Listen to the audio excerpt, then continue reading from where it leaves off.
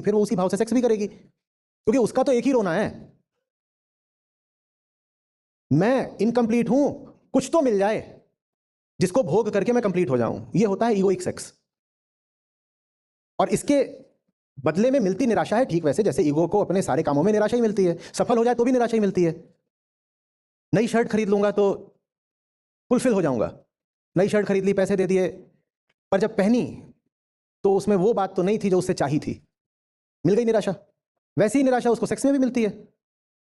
कूदफान मचा ली, जो करना था, चीरफाड़ जो करना था, रेप भी करना था तो वो भी कर लिया, सब कर लिया, पर मिला कुछ नहीं, मिला कुछ नहीं।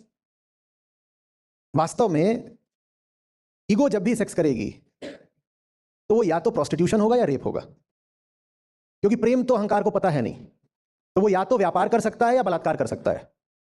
व्यापार का क्या मतलब होगा, चलो it's an exchange of mutual pleasure, तो ये व्यापार हो गया, एक तरह की वेश्यावृत्ति कि मैंने आपको सर्विसेज दी, आपने मुझे पैसे दिए, व्यापार।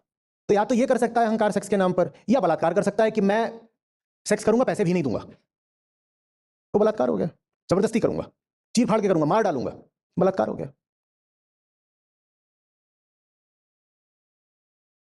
सेक्स वगैरह में इतनी जबरदस्त उत्सुकता की कोई जरूरत नहीं है। ईगो के लिए सब कुछ बस एक ऑब्जेक्ट है, उसका जो रवैया शर्ट की तरफ रहता है, खाने पीने की चीजों के लिए रहता है, सत्ता की किसी कुर्सी के लिए रहता है, उसका वही रवैया सेक्स के लिए रहता है। उसको नहीं पता उसको क्या चाहिए, तो इसीलिए वो हर चीज को बस इस्तेमाल करना चाहता है। तुक्का मार रहा है अंधेरे में, इसको इस्तेमाल करूंगा तो क्या पता बेचैनी मिट जाए, मिटनी है नहीं, मिटनी है नहीं। तो फिर 10 मिनट के बाद करवट बदल के खर्राटे मार रहा होता, खुर खुर। यही है। तुम क्या कल्पना कर रहे थे ईगोलेस सेक्स माने क्या, फरिश्ते आ गए इधर से, इधर से परियां आ गई, वो ईगोलेस हैं क्योंकि दोनों सीधे ऊपर ईश्वर के दरबार से आए हैं और अब वो सेक्स कर रहे हैं ऐसे, पता नहीं क्या। हाँ, ईगो का किसी के लिए से भी रिश्ता कैसा होगा, किसी से भी क्या रिश्ता होगा। हाँ, असल में अहंकार अहंकार को ही देखना चाहता है, वो इस संभावना को भी नहीं गिनना चाहता कि अहंकार के अतिरिक्त भी कुछ हो सकता है। तो जैसे वो हर चीज में गिनती करता है, हिसाब किताब लगाता है, हानि लाभ देखता है, शोषण करता है, व्यापार यही उसका काम है, वैसे ही वो पूरी दुनिया को भी समझता है। तो अगर उसकी ओर भी कोई एक बढ़ रहा होगा तो वो ये सोचेगा कि जैसे मैं किधर को भी बढ़ता हूं तो शोषण के लिए या मुनाफे के लिए ही बढ़ता हूं, तो मेरी ओर भी कोई आ रहा है तो वो मेरे शोषण या मुनाफे के लिए ही आ रहा होगा।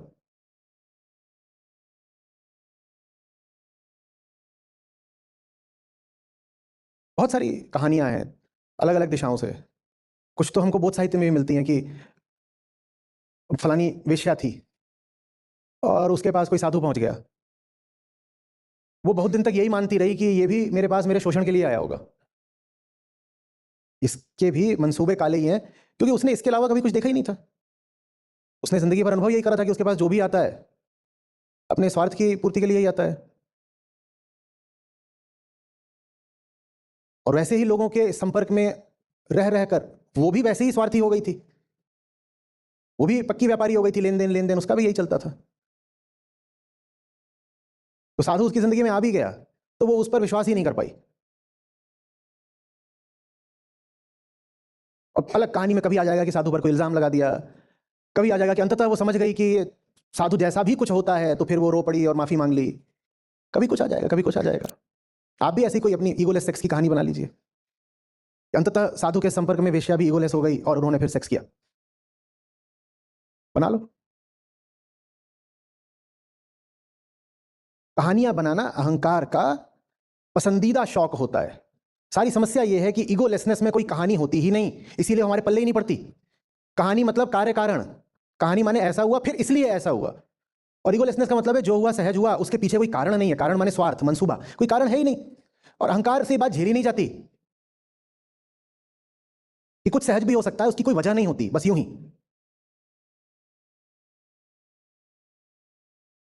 अब प्रेम कैसा होता है हम आपको इसकी कहानियां सुना सकते हैं, स्वार्थ की खूब कहानियां बना सकते हैं, पर प्रेम कैसा होता है इसकी कहानी कैसे सुनाएं। अहंकार क्या होता है उसकी छवियां बनाई जा सकती हैं, पर अहंकार मुक्त की छवि कैसे बनाएं। कोई यहाँ आया है, बैठा है इस कुर्सी पर, हम उसकी फोटो खींच सकते हैं, पर वो विदा हो गया, चला गया, अब फोटो में उसको कैसे दिखाएं, वो है ही नहीं। जो है नहीं उसकी कोई कहानी कैसे होगी। तो इसीलिए बड़ी समस्या आ जाती है। आप लोग कहते हैं अच्छा इतिहास में जरा सच्चे प्यार का कोई उदाहरण बताइए। ये क्या पूछ रहे हो? अच्छा मुक्त पुरुष का कोई उदाहरण बताइए। अच्छा ईगोलेस सेक्स का कोई वीडियो दिखाइए। कहां से लाए? क्या पूछ रहे हो? इसका विपरीत करना संभव है। कोई काम ईगोइक है उसका उदाहरण भी दिया जा सकता है, फोटो भी दिखाई जा सकती है, कहानी भी बताई जा सकती है। लेकिन जो असली चीज है उसकी कोई कहानी नहीं होती। सत्य क्या, उसकी कोई कहानी होती है? सत्य की कहानी होगी क्या? झूठ की कहानियां होती हैं हजार। ईगोइक सेक्स के कारण हजार हो सकते हैं। आज मौसम अच्छा है, आज सेहत अच्छी, आज खाना अच्छा है, कुछ भी। ईगोलेस सेक्स का क्या कारण होता है? कोई कारण नहीं, वो सहज है तो है, नहीं है तो नहीं है, बात खत्म।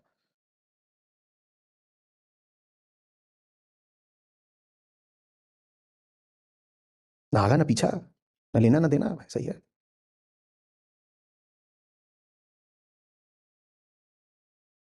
ये वैसी सी बात है कि आप पूछें, जैसे अभी बोला था ना मैंने, as the wind blows and as the grass grows. आपको उसका कारण बताओ, घास क्यों उगी? मैं प्रक्रिया बता सकता हूं घास के उगने की, कारण नहीं बता सकता। प्रक्रिया तो बता दूंगा। बीज पड़ा था मिट्टी में, और फिर पहले एक जरा सा उसमें अंकुर फूटा होगा, फिर वैसे वो जो घास है उसका पूरा पत्ता आपको दिखाई देने लग गया। ये प्रक्रिया है, ये कारण नहीं है। कारण तो कुछ भी नहीं है, समग्र कारण है। The total is the cause.